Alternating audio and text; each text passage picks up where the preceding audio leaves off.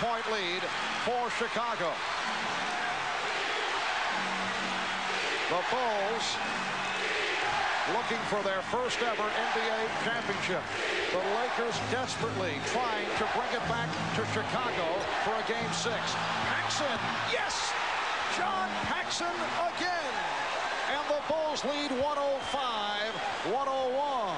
Lakers, incidentally, have 1 and a 20 in the timeout category. 1 full and a 20. Lakers have 3 full and a 20. Perkins drawing the double team. Magic also gets double coverage. Perkins for 3. And Pippen rebounds. Timeout called. Jake O'Donnell indicating that Chicago successfully called for the timeout. As has happened so many times, when Michael Jordan is in trouble and he starts to elevate or finishes a move, he turns and looks to find Paxson, who he knows has the ability to be in the right spot at the right time. And then the bottom line is, do you knock the shot out? Well, he certainly has tonight. John Paxson accounting for 10 of the last 12 Bulls points. He's 9 for 12 overall for 20 points. Imagine the headache trying to play this team when you have guys that can put streaks together like this. Earlier in the game, it was Pippen who went on a run. Now it's Paxson, 10 out of 12. And then all the time, you have the presence of Jordan on the floor, who can score basically whenever he wants to. 32 seconds remaining in this fourth quarter. The Bulls leading the Lakers 105-101. And when they pick it up following the timeout, they have 22 on the 24-second clock. Yeah, at this point now, the Lakers have to extend their defense, go after the basketball with some type of trap rotation, try to force the turnover, and then obviously you can't let them run the clock down, so you need to take a foul, and you don't want them to run most of those 22 seconds off. If you're going to foul, do it sooner than later so you get the ball back. The rap against the Chicago Bulls coming into the playoffs. The large question mark involved, could the supporting cast step up? Could they properly complement the combination of Michael Jordan and Scottie Pippen? Well, the answer, a resounding yes. They have received big numbers from the likes of John Paxson and Horace Grant. Bill Cartwright has done it. The bench has come through. If you're going to foul somebody, you would like the ball to go into Cartwright's hands, who only shot 69% for the regular season. Grant only 71, and Pippen 70. The next Laker foul puts them over the limit, which means the Bulls go to the line. Lakers have been over the limit throughout this fourth quarter.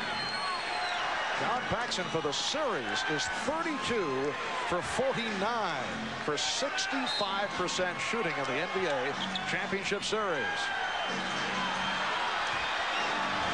Green trying to foul Paxson, got the wraps on him, did not get the call, and now the whistle.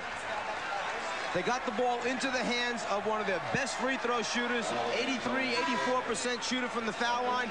Paxson controlled it. The Lakers tried to take the foul immediately. He just dribbled away from it, used up some more time off the clock before eventually getting it over to Pippen where the foul took place. And Pippen is a 70% free throw shooter.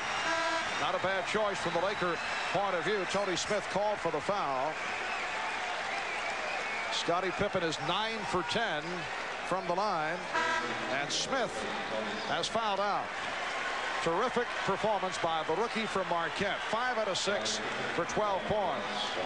The Chicago Bulls went 61-21 during the regular season. Best record in the history of the franchise. Only the 9th team in NBA history to win 60 games in a season. They have swept through the playoffs. Beat the Knicks 3 in a row. Won the first game by 41 points. Knocked off the Sixers in 5. Defeated Detroit in a 4-game sweep. This their first ever trip to the finals in their 25-year history. And they are now 24 7/10 seconds away from a championship. They lead by 6. Divac from three-point land. Michael Jordan gets to it. As we come up on 10 seconds remaining, he's fouled by Green. And the Bulls beginning to celebrate. 11.4 seconds remaining. The Chicago Bulls on the verge of taking 3 out of 3 from the Lakers in Los Angeles.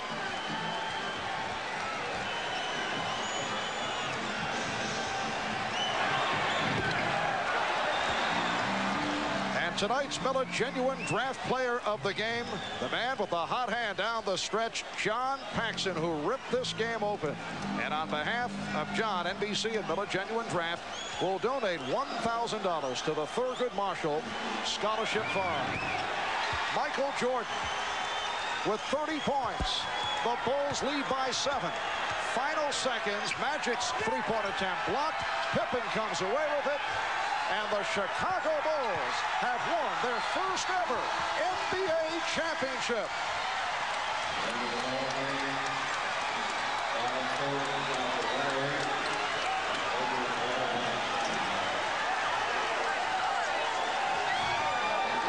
The Bulls, greeted by a portion of this foreign crowd as they try to get back to their locker room.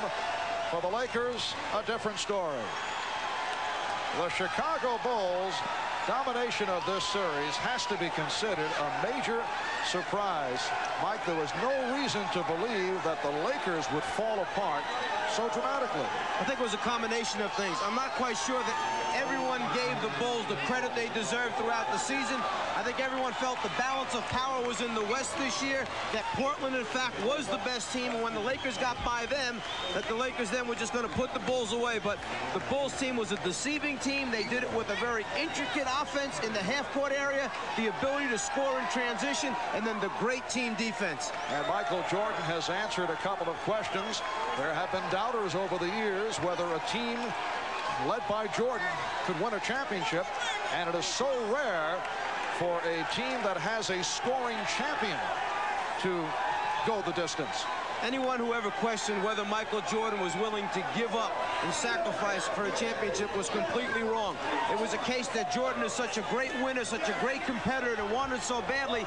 In the early stages, he took maybe too much upon himself, but only trying to win because he knew the supporting cast had not developed yet. But once they stepped up their level of play, the Pippen moving to a new level, Cartwright doing the job in the middle, Paxson knocking out the open shots, and then Grant blossoming into the player he did, then Jordan was willing to spread the wealth around.